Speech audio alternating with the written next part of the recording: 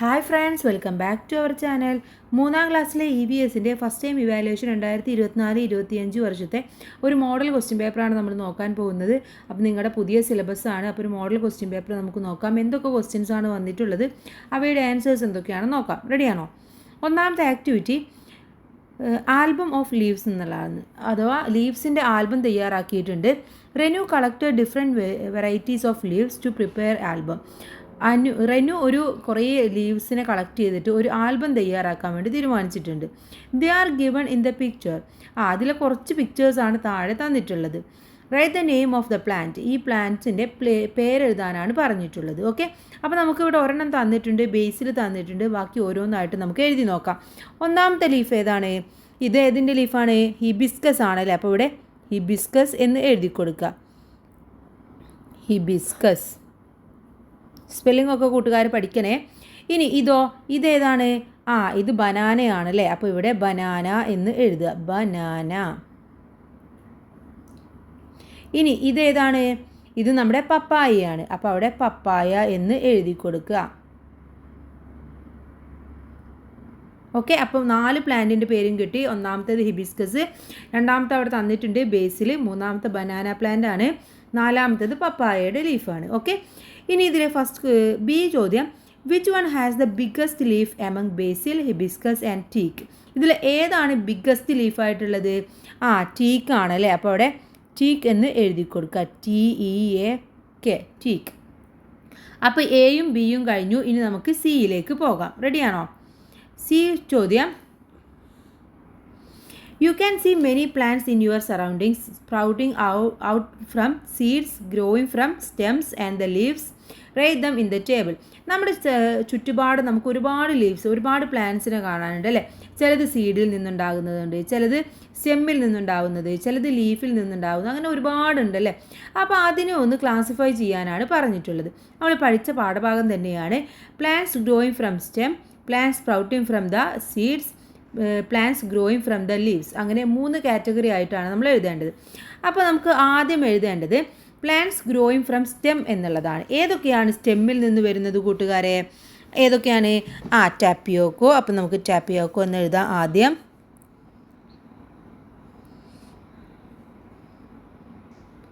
Okay, then പിന്നെ ഏതാണ്? Rose അല്ലേ. അപ്പോൾ നമുക്ക് റോസ് എഴുതി കൊടുക്കാം. പിന്നെ ഏതൊക്കെ ഉണ്ട്? Hibiscus, hibiscus. പിന്നെയോ ഷുഗർ കെയിന്.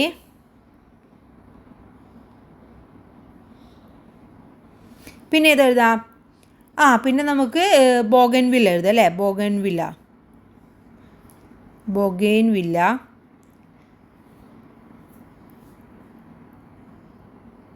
അപ്പോൾ ഇത്തരത്തിലുള്ളതൊക്കെ സ്റ്റെമ്മിൽ നിന്നാണ് നമ്മൾ ഉണ്ടാക്കുന്നത്. ആ സ്റ്റെമ്മ് നമ്മൾ കുഴിച്ചിട്ടിട്ടാണ് അതിൽ നിന്നാണ് പ്ലാന്റ്സ് ഉണ്ടാക്കുന്നത്. അപ്പോൾ ഇതൊക്കെ നമുക്ക് ആ കാറ്റഗറിയിൽ എഴുതാം. ഇനി plants sprouting from the seeds എന്നുള്ളതോ? ഏതൊക്കെയാണ് സീഡിൽ നിന്ന് വരുന്നത്? ഒരുപാടുണ്ടല്ലേ, നമുക്ക് ഫെമിലിയറായി ഒരുപാടുണ്ട്. നമുക്ക് ആദ്യം കോക്കനറ്റ് എഴുതാം, കോക്കനറ്റ്. ദെൻ പിന്നെയോ മാംഗോ,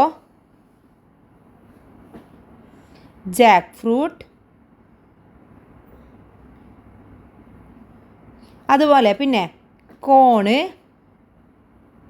ഇതൊക്കെ എവിടെ നിന്നാണ് വരുന്നത്? സീഡിൽ നിന്നാണല്ലേ. അതുപോലെ ക്യൂക്കമ്പർ, ഇതൊക്കെ സീഡ് ഉണ്ടാക്കിയിട്ടാണ്, സീഡ് കുഴിച്ചിട്ടിട്ടാണ് നമ്മൾ പ്ലാന്റ്സ് ഉണ്ടാക്കുന്നത്. അടുത്തത് plants sprouting from the leaves എന്നുള്ളതാണ്. ഏതൊക്കെയാണ് ലീവ്സിൽ നിന്ന് നമുക്ക് ഉണ്ടാക്കാൻ പറ്റുന്നത്? Snake plant. സ്നേക്ക് പ്ലാന്റ് കണ്ടിട്ടുണ്ടോ കൂട്ടുകാർ? സ്നേക്ക് പ്ലാന്റ് നമുക്ക് ലീഫിൽ നിന്ന് ഉണ്ടാക്കാൻ വേണ്ടി പറ്റും. അപ്പോൾ സ്നേക്ക് പ്ലാന്റ് എഴുതാം. അതുപോലെ തന്നെ കാക്ടസ്, പിന്നെയോ അലോവേര,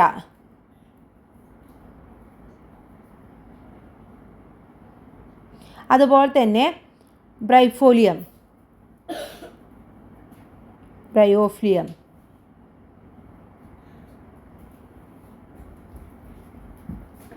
ഇതൊക്കെ നമ്മൾ എന്തിൽ നിന്നാണ്? ലീഫിൽ നിന്നാണ് ഉണ്ടാക്കുന്നത്. ലീഫ് കുഴിച്ചിട്ട് കഴിഞ്ഞാൽ നമുക്ക് ഇതിൻ്റെയൊക്കെ പ്ലാന്റ്സ് ഉണ്ടാക്കാൻ വേണ്ടി സാധിക്കും. അപ്പോൾ ഇത്രയും പ്ലാന്റ്സിനെ നമുക്ക് കാറ്റഗറൈസ് ചെയ്തിട്ട് എഴുതാൻ വേണ്ടി സാധിക്കുന്നതാണ്. അപ്പോൾ കൂട്ടുകാർ ഈ ഭാഗം നന്നായിട്ട് പഠിച്ച് മനസ്സിലാക്കി വെക്കുക കേട്ടോ.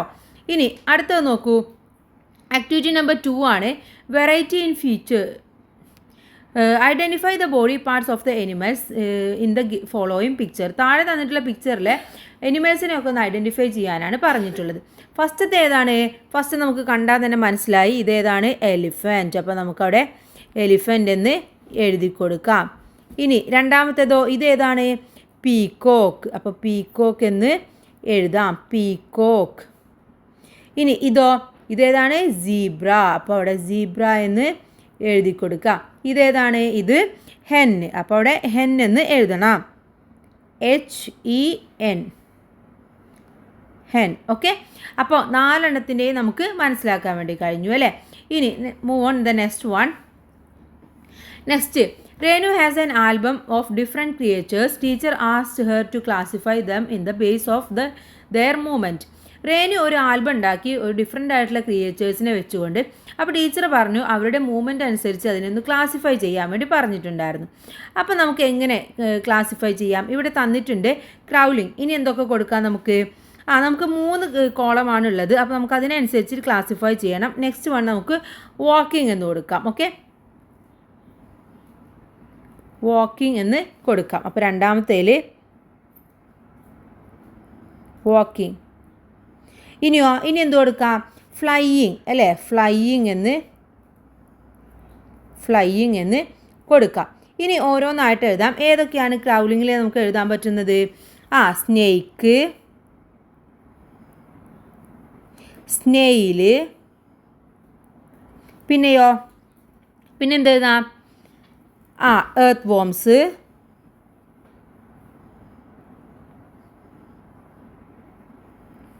അതുപോലെ തന്നെ നമുക്ക് കാറ്റർപില്ലർ, അതിനെയും എഴുതാം.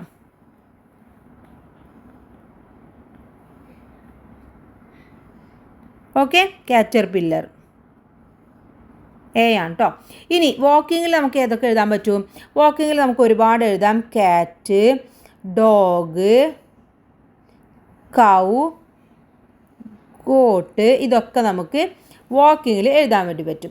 ഫ്ലൈയിങ്ങിൽ ക്രൗ, ദെൻ ക്രൈൻ, അതുപോലെ തന്നെ പാരറ്റ്, ബട്ടർഫ്ലൈ, ഇതിനൊക്കെ നമുക്ക് ഫ്ലൈയിങ്ങിലും എഴുതാം. അപ്പോൾ ഇങ്ങനെയാണ് ഈ അനിമൽസിനെ നമ്മൾ കാറ്റഗറൈസ് ചെയ്യേണ്ടത്. ഇനി which body parts of the creatures help them to catch their prey and eat. എങ്ങനെയാണ് അവരൊക്കെ ഇരയെ പിടിക്കുന്നത്? അതിനനുസരിച്ചിട്ട് ക്ലാസിഫൈ ചെയ്യാനാണ്. എന്തുകൊണ്ടാണ്, ഏത് ബോഡി പാർട്സാണ് അവർ ഉപയോഗിക്കുന്നത് എന്നാണ് ചോദിച്ചിട്ടുള്ളത്. ഡക്ക് ഏതാണ്?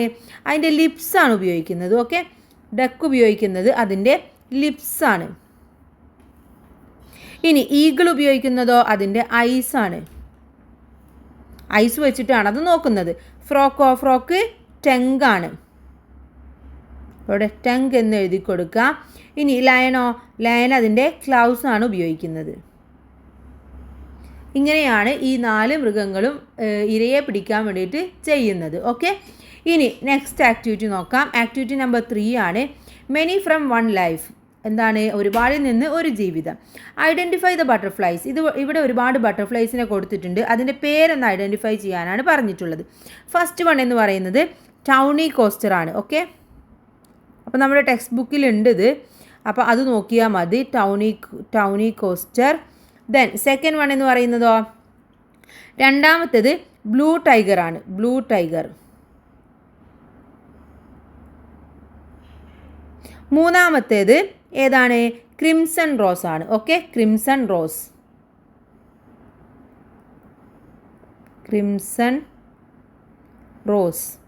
നാലാമത്തേത് ഏതാണ് കൂട്ടുകാരെ? കോമൺ മോർമൺ ആണ്. ഓക്കെ, അപ്പോൾ കൂട്ടുകാർ ഈ ബട്ടർഫ്ലൈയുടെ പേരൊക്കെ ഒന്ന് പഠിച്ചു വെക്കുക കേട്ടോ, കാരണം ഇത് എക്സാമിന് ചോദിക്കാൻ സാധ്യതയുണ്ട്. അപ്പോൾ ഇതാണ് ഈ 4 എന്ന് പറയുന്നത്. ഇനി നമുക്ക് അടുത്തത് വളരെ ഇമ്പോർട്ടൻ്റ് ആയിട്ടുള്ള ഒന്നാണ്. അടുത്തതിലേക്ക് പോകാം. Complete the life cycle of the butterfly. ബട്ടർഫ്ലൈയുടെ ലൈഫ് സർക്കിൾ കംപ്ലീറ്റ് ചെയ്യാനാണ് പറഞ്ഞിട്ടുള്ളത്. ഇവിടെ എന്തൊക്കെ തന്നിട്ടുണ്ട്? ഫസ്റ്റ് വൺ എന്താണ്? ഇതെന്ന് പറയുന്നത് എഗ്ഗാണല്ലേ. ഇത് എഗ്ഗാണ്. അപ്പോൾ എഗ്ഗിൽ നിന്ന് നേരെ എന്താണ്? ലാർവ. പിന്നെ അതെന്താ സംഭവിക്കുന്നത്? ലാർവ പ്യൂബയായിട്ട് മാറുന്നു. ഇത് അറിയാതെ വന്നതായിരിക്കും. പ്യൂബ കഴിഞ്ഞ് നേരെ കഴിഞ്ഞാൽ ബട്ടർഫ്ലൈ. ഓക്കെ, ഇങ്ങനെയാണ് ഇതിൻ്റെ കാറ്റഗറി എന്ന് പറയുന്നത്. ഇനി next one, the number of butterflies are decreased now. What are the reasons behind it? Can you help Renu to help to write this? എന്താണ്, ഇന്ന് ബട്ടർഫ്ലൈസിൻ്റെ എണ്ണമൊക്കെ ഡിക്രീസ് ചെയ്തുകൊണ്ടിരിക്കുകയാണ്, കുറഞ്ഞുകൊണ്ടിരിക്കുകയാണ്. എന്തൊക്കെയാണ് അതിൻ്റെ കാരണങ്ങൾ എഴുതാനാണ് പറഞ്ഞിട്ടുള്ളത്. അപ്പോൾ എന്തൊക്കെയായിരിക്കും അതിൻ്റെ കാരണങ്ങൾ നമുക്കൊന്ന് എഴുതി നോക്കാം അല്ലേ. പ്രധാനമായിട്ടും ഇന്നുള്ള പെസ്റ്റിസൈഡ്സിൻ്റെ ഉപയോഗം. അപ്പോൾ നമുക്ക് എഴുതാം. ഒന്നാമത് use of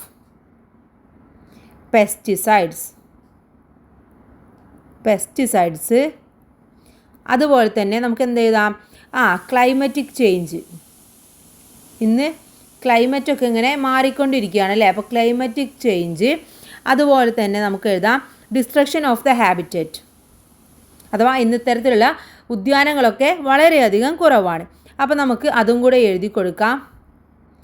destruction of the habitat. അപ്പോൾ ഇതൊക്കെയാണ് പ്രധാനമായിട്ടും കാരണം എന്ന് പറയുന്നത്. വേണമെങ്കിൽ നിങ്ങൾക്ക് കെമിക്കൽ പൊല്യൂഷൻ എന്നും കൂടെ എഴുതി കൊടുക്കാവുന്നതാണ്. ഓക്കെ, അപ്പോൾ ഇതൊക്കെയാണ് പ്രധാനമായിട്ടും ഇന്ന് ബട്ടർഫ്ലൈസ് കുറയാനുള്ള കാരണം. ഇനി നെക്സ്റ്റ് നോക്കൂ, ആക്ടിവിറ്റി നമ്പർ 4 ആണ്. ലാൻഡ് ഓഫ് പ്ലാന്റ്സ് എന്നുള്ളതാണ് നെക്സ്റ്റ് ആക്ടിവിറ്റി ആയിട്ട് കൊടുത്തിട്ടുള്ളത്. Find out the parts of the plant എന്നുള്ളതാണ് ഫസ്റ്റ് ആക്ടിവിറ്റി. അപ്പോൾ നമുക്ക് ഇതിലെ ഓരോ പാർട്സും നമുക്കൊന്ന് ഐഡൻറ്റിഫൈ ചെയ്യണം. ഫസ്റ്റത്തെ എന്താണ്, ഇതെന്ന് പറയുന്നത് ഇതിൻ്റെ ഫ്ലവർ ആണല്ലേ. അപ്പോൾ അവിടെ ഫ്ലവർ എന്ന് എഴുതി കൊടുക്കാം. എന്താ എഴുതേണ്ടത്, ഫ്ലവർ.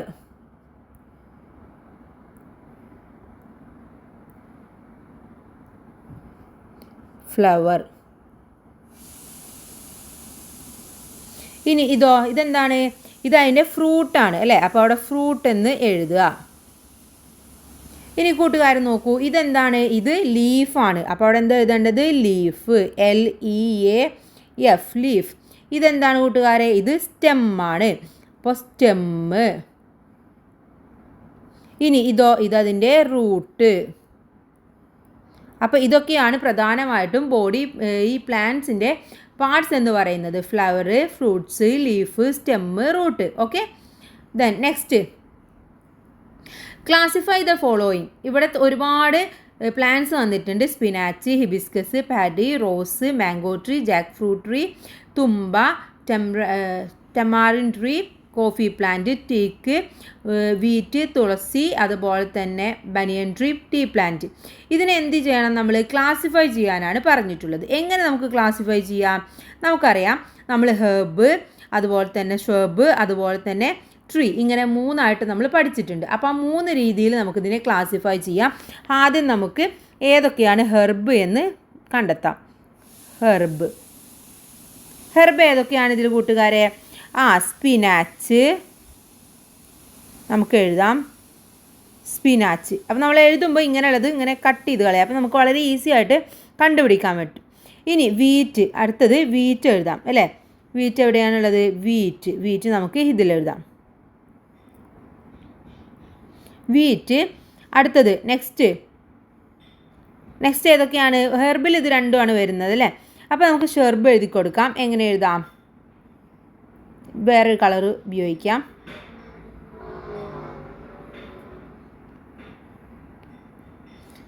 ഇതിലേതൊക്കെ വരും, ഹിബിസ്കസ്, അതുപോലെ തന്നെ റോസ്, മറ്റൊന്ന് തുളസി, അടുത്തത് തുമ്പ, കോഫി പ്ലാന്റ്,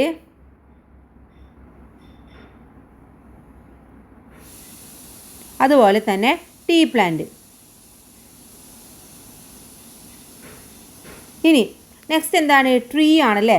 അപ്പോൾ ട്രീയിൽ ഏതൊക്കെ നമുക്ക് എഴുതാൻ പറ്റും, ട്രീ എഴുതാം. ട്രീയിൽ ഏതൊക്കെ എഴുതാം, മാംഗോ ട്രീ, അതുപോലെ തന്നെ ബനിയൻ ട്രീ,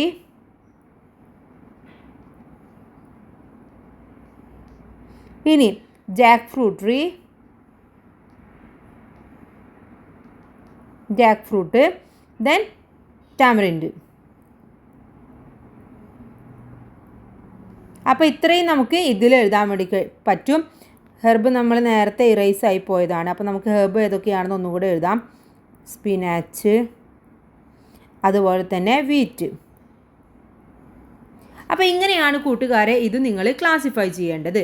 ഓക്കെ, ഇനി നമുക്ക് നെക്സ്റ്റ് അടുത്തതിലേക്ക് പോയാലോ. അടുത്തത് നോക്കാം. What are the features of wine plant? എന്തൊക്കെയാണ് വൈൻ പ്ലാന്റിൻ്റെ ഫീച്ചേഴ്സ് എന്നാണ് ചോദിച്ചിട്ടുള്ളത്. ഒന്നിവിടെ തന്നിട്ടുണ്ട്, സ്പ്രെഡ് ലൈക്ക് എ ക്രീപ്പർ, ഒരു ക്രീപ്പർ പോലെയാണെന്ന് തന്നിട്ടുണ്ട്. പിന്നെ എന്തൊക്കെ കാര്യങ്ങൾ നമുക്ക് എഴുതാൻ പറ്റും? ദേ ആർ ബിഗ് പ്ലാന്റ് അല്ലേ, ദേ ആർ ബിഗ് പ്ലാന്റ്.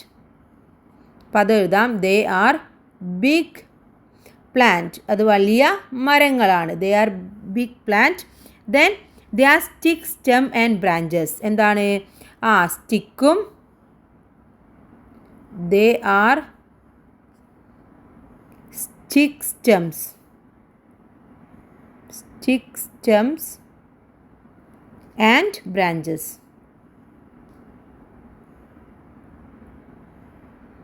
ഓക്കെ, അതുപോലെ തന്നെ they help them making food, they making food.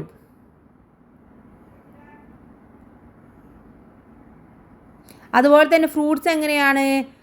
Fruits റൗണ്ടാണ്, round fruits ആണ് ഇവർക്ക് ഉണ്ടാവുക. അപ്പോൾ ഇത്രയുമാണ് ഇതിൻ്റെ ഫീച്ചേഴ്സ് എന്ന് പറയുന്നത്. ഇനി ഫിഫ്ത്ത് നോക്കൂ, വാട്ടർ എലിക്സർ ഓഫ് ലൈഫ് എന്നുള്ളതാണ്. Water is used for different purpose in school. സ്കൂളിൽ ഒരുപാട് പർപ്പസിന് വേണ്ടിയിട്ട് വാട്ടർ ഉപയോഗിക്കുന്നുണ്ട് അല്ലേ. Which is the major source of water in your school? ഏതാണ് നിങ്ങളുടെ സ്കൂളിലെ ഏറ്റവും വലിയ സോഴ്സ്? ഏതാണ്? മിക്കവാറും സ്കൂളിൽ വെൽ എന്നായിരിക്കും അല്ലേ. അപ്പോൾ നമുക്ക് വെൽ എന്ന് എഴുതാം. അതല്ല നിങ്ങളുടെ സ്കൂളിൽ ബോർവെൽ ആണെങ്കിൽ നിങ്ങൾക്ക് ബോർവെൽ എന്നോ എന്ത് വേണമെങ്കിലും നിങ്ങൾക്ക് എഴുതാവുന്നതാണ്. Then next, look at Renu's house, write down the purpose of water in her house. ഇവളുടെ വീട്ടിലെ, റേനുവിൻ്റെ വീട്ടിലെ വാട്ടറിൻ്റെ പർപ്പസ് എന്തൊക്കെയാണെന്ന് എഴുതാനാണ് പറഞ്ഞിട്ടുള്ളത്. അപ്പോൾ നമുക്ക് എന്തൊക്കെ എഴുതി കൊടുക്കാം? വാട്ടർ ഫോർ ഡ്രിങ്കിങ് അല്ലേ, ഫോർ ഡ്രിങ്കിങ്. പിന്നെയോ ഫോർ വാഷിങ്. പിന്നെ എന്തിനാ ഉപയോഗിക്കാറ്? Four cooking, four cooking. Then four cleaning. Then for personal hygiene, personal hygiene. ഇതിനൊക്കെയാണ് നമ്മൾ പ്രധാനമായിട്ടും വെള്ളം ഉപയോഗിക്കുകയാണ്. അപ്പോൾ ഇതന്നെ ആയിരിക്കും റീനുവിൻ്റെ വീട്ടിലും ഉപയോഗിക്കുന്നുണ്ടാവുക അല്ലേ. അപ്പോൾ ഇതൊക്കെ കൂട്ടുകാരൊന്ന് പഠിച്ചു വെക്കുക, വളരെ ഇമ്പോർട്ടൻ്റ് ആയ ക്വസ്റ്റ്യൻസ് ആണ്. Okay, then next last question, what will happen to human beings and other living things if they do not get water? They do not get enough water. എന്താണ്? ലിവിങ് തിങ്സിനും ഒക്കെ ജീവനുള്ളവർക്ക് ഉള്ള വസ്തുക്കൾക്ക് വാട്ടർ, അവർക്ക് ആവശ്യമായിട്ടുള്ള water കിട്ടിയില്ല എങ്കിൽ എന്താ സംഭവിക്കുക? റൈറ്റ് യുവർ കമൻറ്റ്സ് എന്നാണ് പറഞ്ഞിട്ടുള്ളത്. എന്താണ് കൂട്ടുകാരെ അവിടെ സംഭവിക്കുക? എന്ത് സംഭവിക്കും? അവർക്ക് വെള്ളം കിട്ടിയില്ല എന്നുണ്ടെങ്കിൽ അവിടെ അവർക്ക് ദാഹിക്കും, അവർ ക്ഷീണിതയാവും, അതുപോലെ തന്നെ അവർക്ക് അസുഖങ്ങൾ വരും, അവർ വീക്കാവും, അതുപോലെ തന്നെ പ്ലാന്റ്സും മറ്റുമൊക്കെ മരിച്ചു പോകും അല്ലേ. അപ്പോൾ അതാണ് നമ്മളിവിടെ എഴുതേണ്ടത്. ഇഫ് ഹ്യൂമൻസ്, എങ്ങനെ എഴുതാം? If humans and animals don't get enough water, വെള്ളം കിട്ടിയില്ലെങ്കിൽ എന്ത് സംഭവിക്കും? they will feel thirsty and tired. അതുപോലെ വേറെന്താണ്? they will get sick അല്ലേ, ആൻഡ് വീക്ക്, അവർ അവർക്ക് സിക്ക് വരികയും അവർക്ക് അസുഖങ്ങൾ വരികയും അവർ വീക്കാവുകയും ചെയ്യും അല്ലേ. ഇതൊക്കെയാണ് പ്രധാനമായിട്ടും സംഭവിക്കുക. അപ്പോൾ ഇത്രയുമാണ് ഈ ഒരു ക്വസ്റ്റ്യൻ പേപ്പർ എന്ന് പറയുന്നത്. വളരെ ഇമ്പോർട്ടൻ്റ് ആണ്. എല്ലാ കൂട്ടുകാരും നന്നായിട്ട് തന്നെ പഠിച്ചു വെക്കുക. എല്ലാ ഭാഗങ്ങളും എല്ലാവർക്കും നല്ല മാർക്ക് തന്നെ സ്കോർ ചെയ്യാൻ കഴിയട്ടെ. Thanks for watching.